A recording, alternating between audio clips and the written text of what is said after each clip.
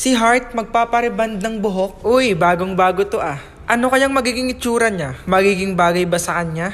O magiging kamukha niya si Wednesday? Tingnan natin, let's go! Oo nga pala, kasama niya rin nga pala ang mama. Ayaw kasing magpaiwan, kaya yun, sumama na rin. Ano kayang magiging itsura nila?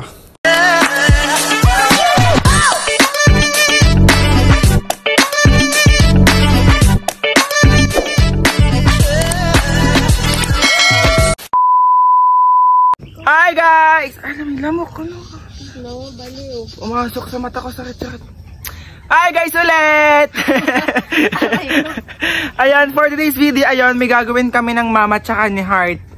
Anong gagawin natin? Magpapariwan kami ng mama. Kita mo na ng buhok nila, sobrang dry, sobrang pangit, sobrang daming kulot-kulot. Tingnan natin kung gaganda pa ba sila kung kapag natapos yung reband nilang buhok. First time ko magpapariwan ng buhok, kaya medyo kinakabahan ako baka kasi hindi pa. Magiging si Moira yan. Moira, tanyag. Ayos! Moira! Kamukha mo naman si Dora. Di ka Heart yan. Yan, kaya guys, tara, let's go na. Let's go, let's go, let's go! Ayan, super excited na nilang pumunta sa Batangas. Kasi dun sila magpapareband. Dun sa bayan. Mamaya sasabihin ko sa inyo kung anong exact address. Pero bago yon, tara, punta na tayo. Bale, kapag galing ka ng Bawan, sasakay ka lang ng isang jeep. Siguro mga 20 minutes ang biyahe. Depende na nga lang sa traffic. Bale, sumakay kayo ng Batangas Bawan. Kasi kapag iba, maliligaw kayo pihado. Bale guys, sa parting ito, nasa part na kami ng diversion road. At kita mo naman ang mukha ng mga too, excited na. At eto na nga, bumaba na nga pala kami dito sa may traders. Tingnan nyo yung dalawa oh. Una-una eh. Hindi naman alam kung saan pupunta. Bale, ang pupuntahan namin is sa Unit 103 Masonic Building, P. Burgos Street, Barangay 16, Batangas City, besides Red Ribbon, Batangas Branch. O ngayon alam nyo na, kaya tara, punta na tayo. Bale nga pala, ang salon na ito is bagong branch pa lang sa Batangas. Syempre kapag bago, itry natin. Diga are ang Red Ribbon. Sa tapat lang yan, makikita na natin ang salon, Perfect Beauty. Halatang hindi nila ngayon opening kasi ang daming balloons, diga. Siguro it's time to cut the ribbon na. Huy! Ayan, pasok na tayo. Yung ribbon talaga ang nagdala. Pagpasok ko nga, nakita ko si Ma'am Jeremia. Hello ma'am, nice meeting you po. Si Heart daw po ay magpapariband. Tsaka isama nyo na rin po ang mama. O diba, sobrang ganda ng kanilang salon. Perfect na perfect para sa atin. Kaya punta na. Kasi mamaya sasabihin ko sa inyo kung ano ang pasabog ng Perfect Beauty. Wait lang, kalma guys. Hindi nga lang pala ang mama at saka si Heart ang magpapaayos. Dapat ako rin. Bali guys, ang ginawa sa akin ay hair treatment. Which is, in-straight lang yung buhok ko. Bagay na bagay para sa mga lalaki.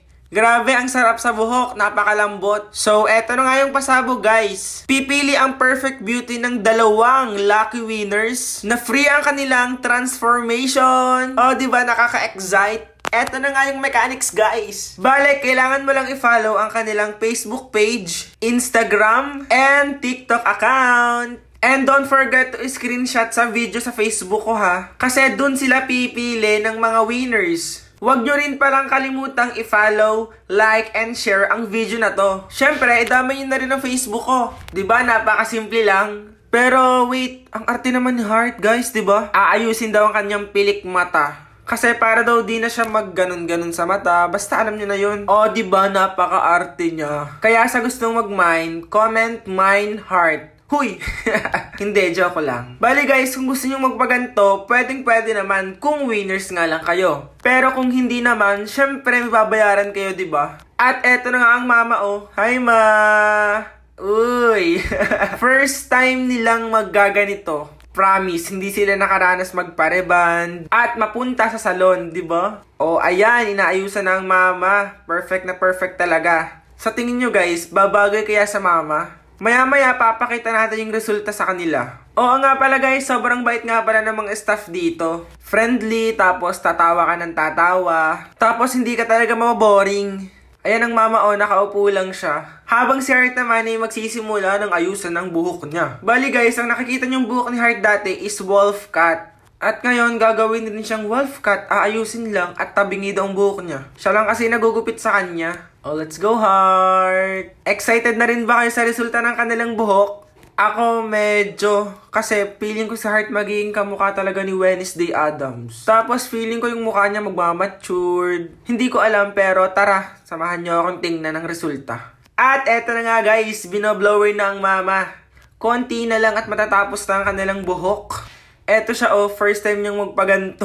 Usok ng usok ang buhok niya Guys, ang mama niyo ba at mga kapatid niyo is nakapagpareband na? Malapit lang ba kayo sa Batangas? At kung malapit lang kayo sa Batangas, eto na ang chance niyong manalo. Yung mechanic, sasabi ko na kanina ha.